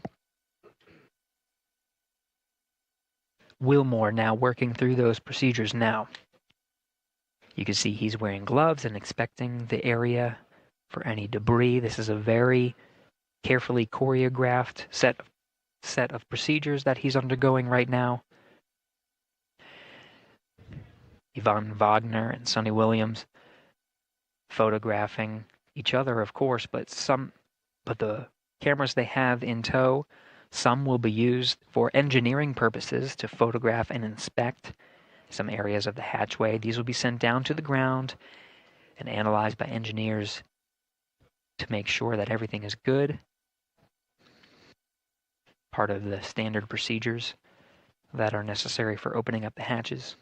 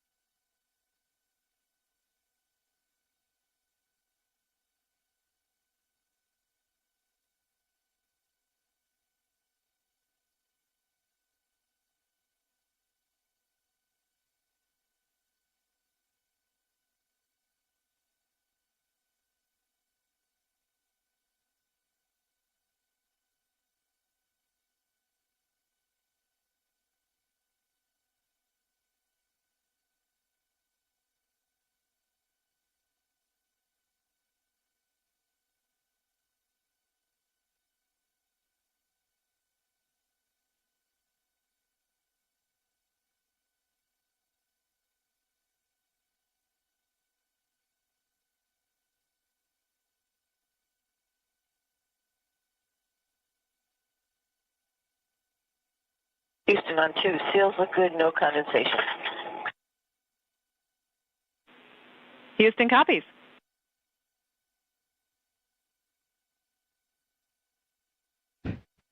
Station hatch is now open. And Dragon, SpaceX on Dragon to ground for crew status.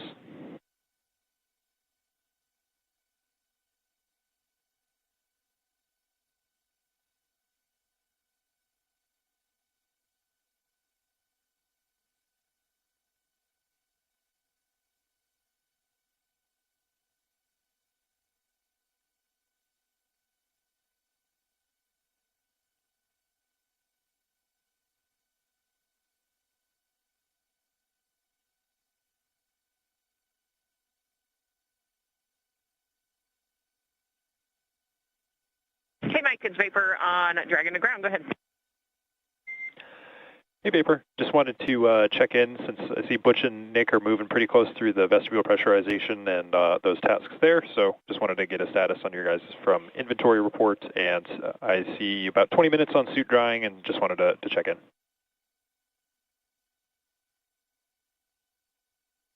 Yep, we're tracking about 20 minutes on suit drying as well. You've got 1.5 of us changed, and then the other 2 are doing the inventory and packing right now, and we'll get you the water and feed inventory soon. Okay, SpaceX copies all.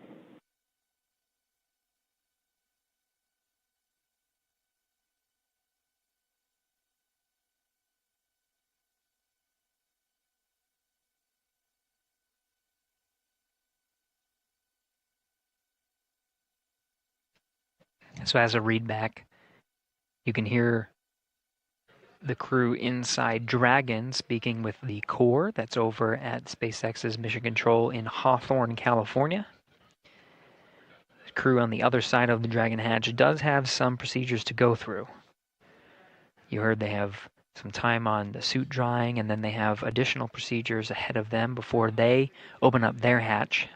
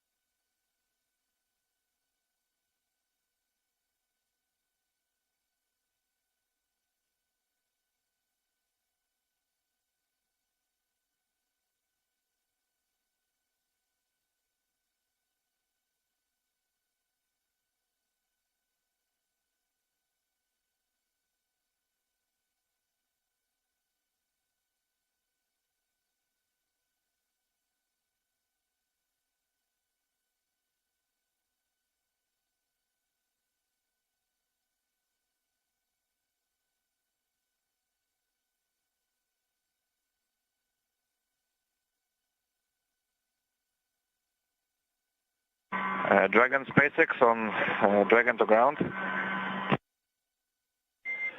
Kirill, I've got you 5 by 5 on Dragon to ground, and I am ready to copy the inventory report. Yes, all right. That's what I'm calling for. So we had water from station 11 and 12 from 202. We had 5 bottles. Them for 203, 5 bottles. For back 204, 4 bottles. Okay, I copy bag 202 and 203 were 5 bottles each, and 204 was 4 bottles. Affirm. Now let's go through food consumption. We went through all our supplies for the day 1. So bags 301, 302, 303, 304 are empty. I copy. 301 through 304 are all empty. Affirm.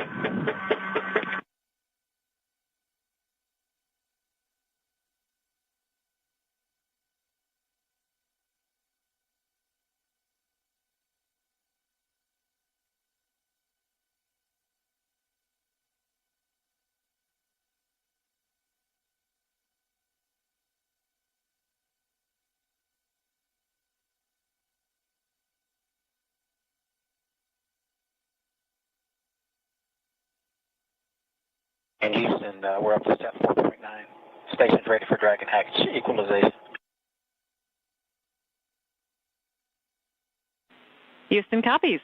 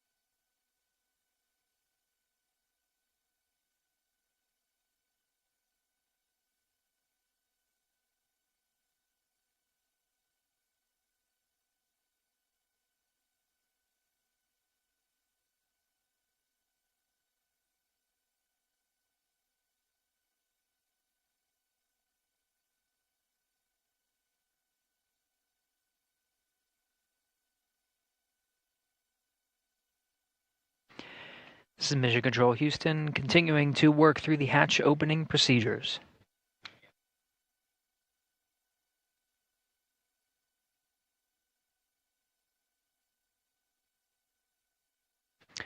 Outside of some of the channels that we patched through, that's part of the big loop communications. You could hear Sonny Williams and Don Pettit use a microphone to set up for the welcome ceremony that will be occurring shortly after Dragon hatch is opened. Once again, the 8-pass hatch is opened. You can see the crew in the back has been configuring the hatch. Once it's opened, they scan the area for any FOD or foreign object debris, and they photograph some of the area. That was some of the flashes you were seeing. Those images are downlinked to teams here on the ground, engineers that analyze and make sure that everything's safe. As precautionary measures, they detach the docking target. That's an extended pole that sticks out from the center of the 8-pass hatch. On the other side, that was used as literally the target that we saw as Dragon was approaching the forward hatch. So that was removed. The hatch itself is covered with some fabric.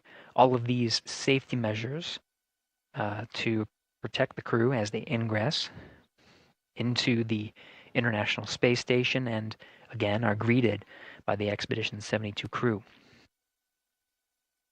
Now on the other side of the hatch, the Dragon crew has their own set of procedures, while the station crew is focused on ensuring that hatch opening procedures are underway.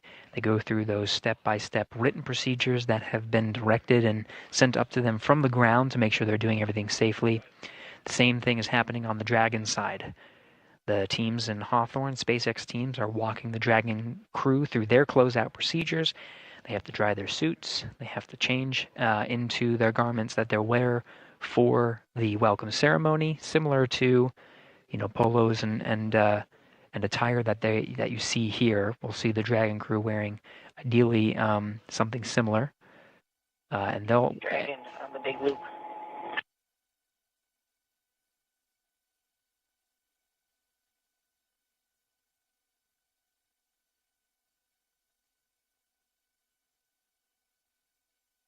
Go ahead for Dragon on the big loop. Hey, can you open your cover to the hatch window cover? Stand by. Give us about 2 to 3 minutes. Okay.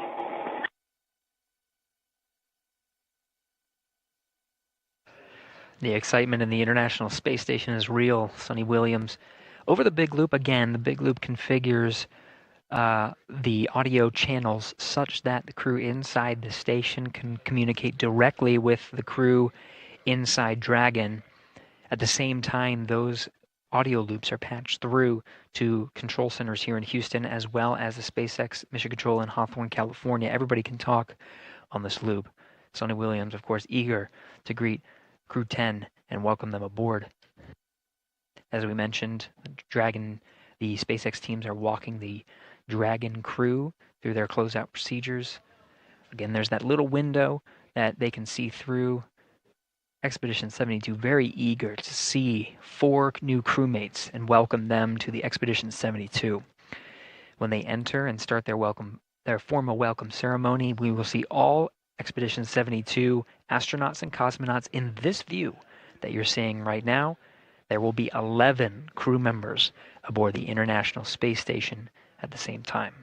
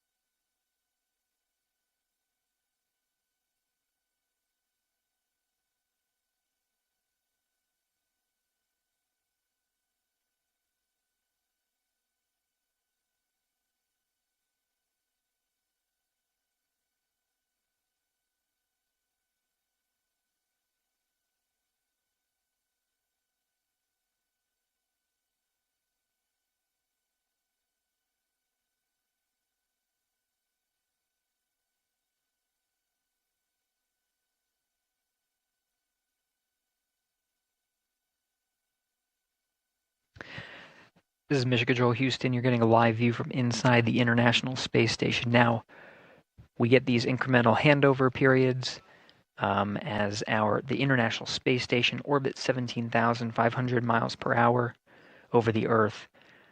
They're communicating with several geosynchronous satellites that are positioned also around the Earth and have to point the antenna in a certain way. So these handovers are anticipated as we hand over from satellite to satellite. Nick Hague and many of the other astronauts, of course, working through, eagerly awaiting to greet the Crew 10 astronauts. You saw the mask that Hague was donning. That is still Hague. He and the other crew members are working through the procedures. Though they are quite excited, you can hear the tone of the crew on board. Go ahead on the big loop. Okay, we are complete through section 5 of 4.400 and ready for hatch equalization. And then for 4.012, we're tracking 42 minutes of suit dry time in section 5.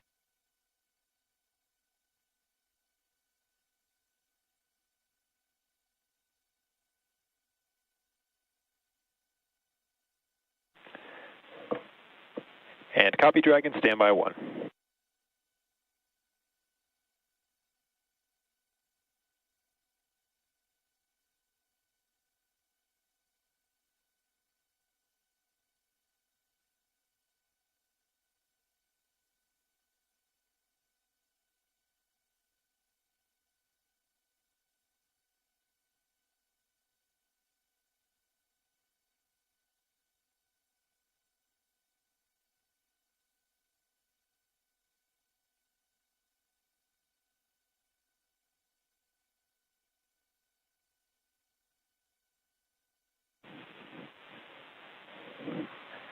And Dragon SpaceX on the big loop. At this time, you guys are go for hatch opening per decal, followed by your remaining actions in section 6 of 4.400.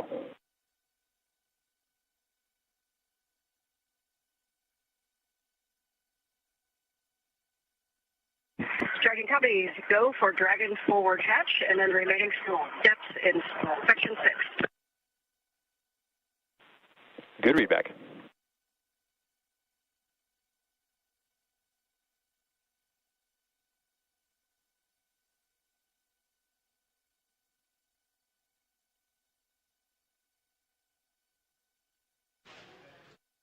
So you heard that call on the big loop.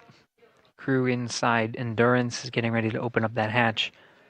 Of course, the crew Expedition 72 crew has gone through their procedures to safely open up the hatch. You saw a couple of photographs. You see in frame there on the bottom left, Yvonne Wagner doing some closeout photography, as well as a few of the other Expedition 72 crew. Now it's up to the Crew 10 cadre to open up the Dragon hatch. Once that hatch is open, all hatches between the two spacecraft will be open and Crew 10 will be able to float through. Now, oftentimes, there has been a gap in time from when the Dragon hatch is open to when we actually see the crew float through. It will be at the crew's discretion and the timeline that they have with the Hawthorne teams on some of the closeout procedures that are necessary inside the Dragon cabin before they can say yea verily that they can float through and be welcomed, start the ceremony. So we'll just stand by, listen in, see how they're doing, and follow along. We're continuing our nonstop coverage of Crew 10's arrival aboard the International Space Station ahead of a formal welcome ceremony as Crew 10 joins Expedition 72.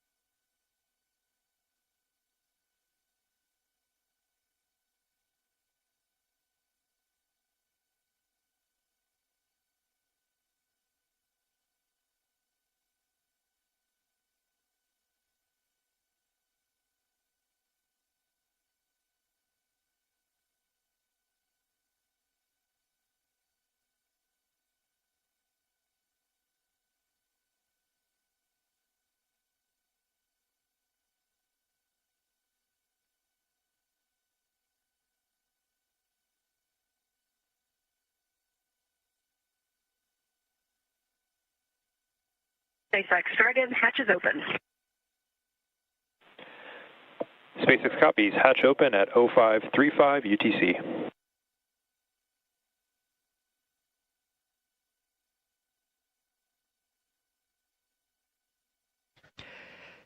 And there it is, confirmation that the Dragon hatch is open. That time of hatch opening is 12:35 a.m. Central Time on March 16th, 2025.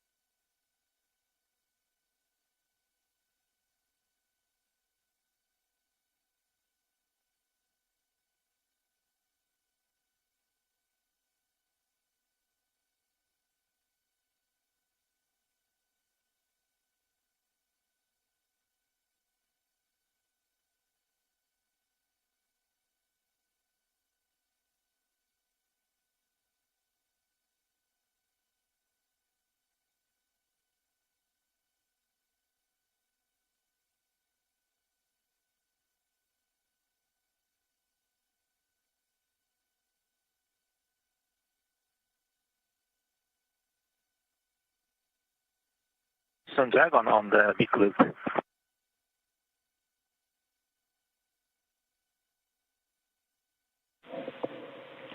Go ahead, talk. We are in step 6.1 of the procedure 2.102 Crew Dragon ISS and IMV duct installation complete, and you guys go for IMV fan activation.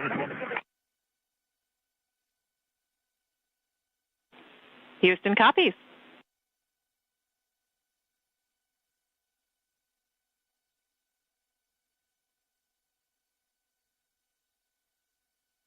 And Houston Dragon, do we have a go for YO cartridge config?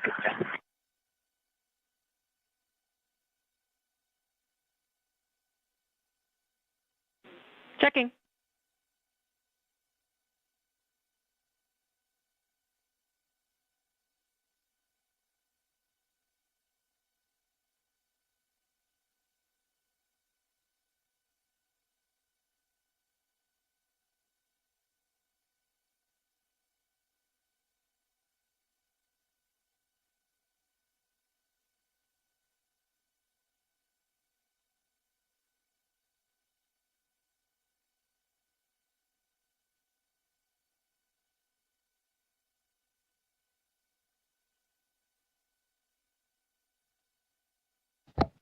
Standing by for words from Expedition 72. You see the bell in position that will be rung. Audio will be streamed down of the bell welcoming the crew. More Expedition 72 members coming through. Houston, you are go in step 6.3.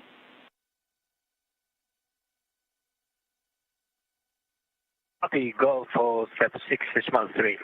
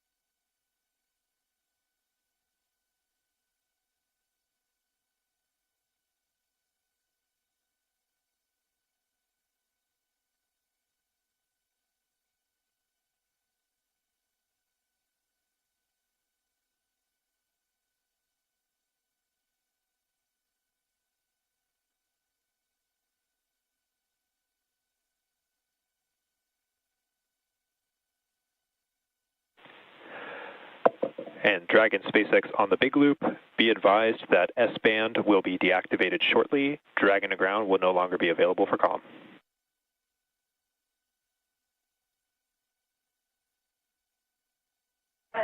Dragon copy.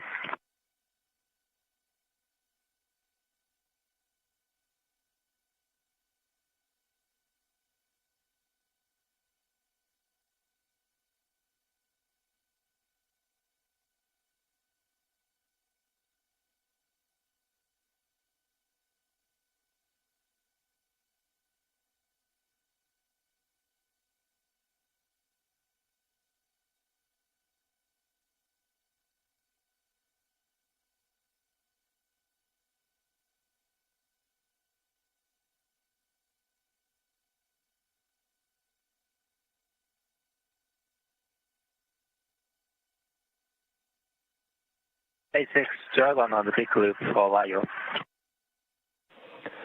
Go ahead for LIO. Hey, LIO cartridge is sealed and installed. LIO cartridge 1 is now in active slot with the field. We copy. LIO cartridge 1 is sealed and installed in the active slot at approximately 0542 UTC. That's good copy. Crew 10 mission specialist Takuya Onishi confirming some of the closeout procedures. There is a reason why we are waiting for Crew 10 to enter the International Space Station. They do have very important closeout duties inside Endurance. Those lithium hydroxide canisters are consumable carbon dioxide scrubbers inside the cabin of Dragon. So they do want to conserve those carbon dioxide scrubbers, and so before entering the International Space Station, they do want to make sure they conserve the LIO cartridges as much as possible. So that is a very important closeout duty that they have aboard Dragon before they enter. But it seems like we do have the first Crew 10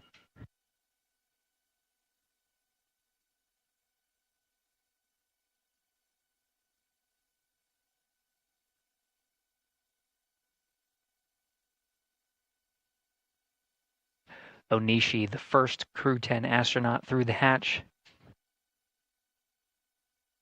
followed by Peskov,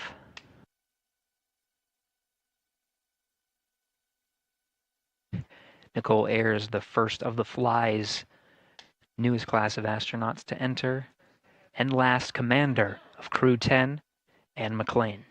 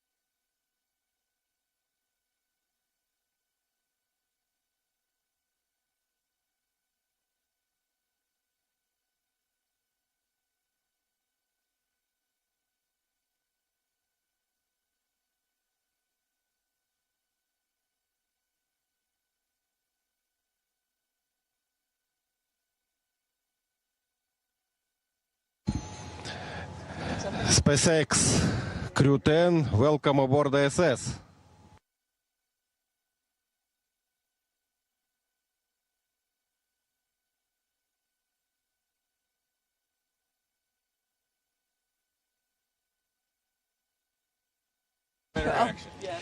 Well, hey, everybody down there on Earth. You're not hot on the mic. I know. Is the receiver? Oh, yeah, we're on. Okay, got it. Okay. All right, my touch there for a sec. Hey, Crew 10 has had a great journey up here, about 28 hours to get back up to the space station, and I cannot tell you the immense joy of our crew when we looked out the window and we saw the space station for the first time. Returning for a couple of people, very first time for a couple of people. And let me tell you, that is such an amazing journey. You can hardly even put it into words. The ride up on the Falcon 9, orbiting the Earth for the last couple of days, it's been absolutely incredible, and it is something that none of us could do by ourselves. As we've said before, you cannot be great without the greatness of others, and I tell you, the greatness of the ground control teams have really shined through in the last few days getting us up here safely. Thank you very, very much.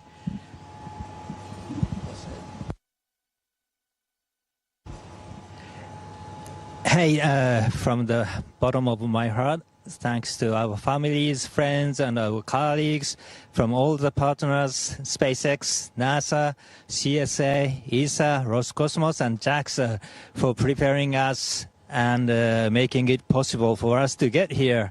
And we are so excited to now be officially part of the Expedition 72. Thank you guys. And I want to say a couple of words in Japanese from here. 日本の皆さん応援ありがとうございました。元気にここまで ISS まで帰ってくることができました。明日からまた、一生懸命、希望でのサイエンス等含めていろんなタスクを頑張っていきたいと思います。ぜひ応援よろしくお願いします。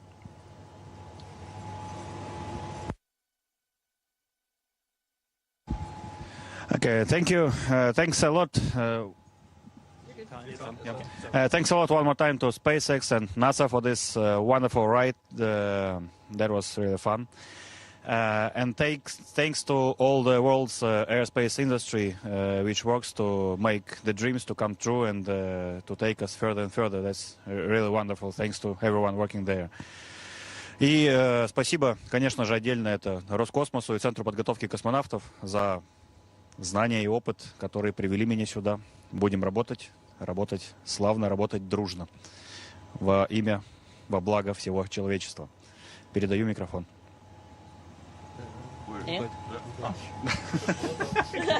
Потерялся. I'd like to just say again, thank you to SpaceX for the awesome ride up here. As a rookie, that was one of the coolest things I've ever done, and I can't wait to get to work up here. So excited for the 4 pilots and us that just got to get to space together, and now we're 4 astronauts together. So thank you to all of our friends and families, and thank you to all of the instructors and all of the ground teams who got us here. Can't wait to get started.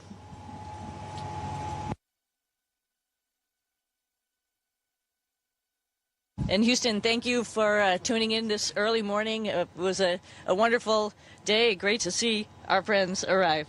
So thank you so much.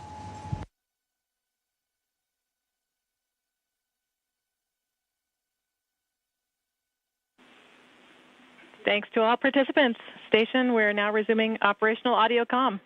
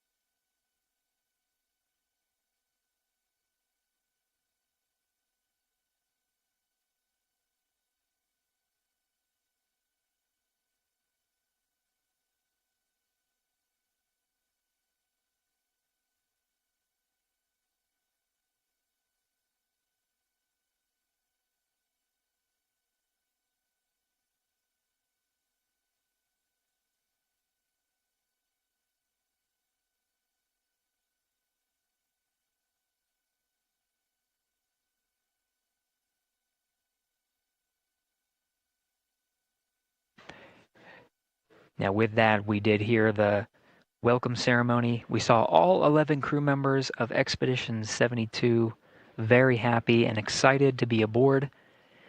It'll be they'll now go into right now is what they're scheduled to do is just have some time to chat with each other before a formal safety briefing, just getting to know a refresher really of the safety procedures aboard the International Space Station before they transition into some work, including transferring some cargo before heading right to sleep for the Crew 10 crew. There's going to be some shifting involved and a handover period before Crew 9 undocks, and we'll expect more information on that timeline very soon. But for now, we do have all 4 crew members of Crew 10 on board the International Space Station. That includes Commander Anne McLean, pilot Nicole Ayers, both from NASA, and mission specialist Takuya Onishi from JAXA, and Kirill Peskov from Roscosmos. All 4 crew members join Expedition 72, now 11 crew members on board.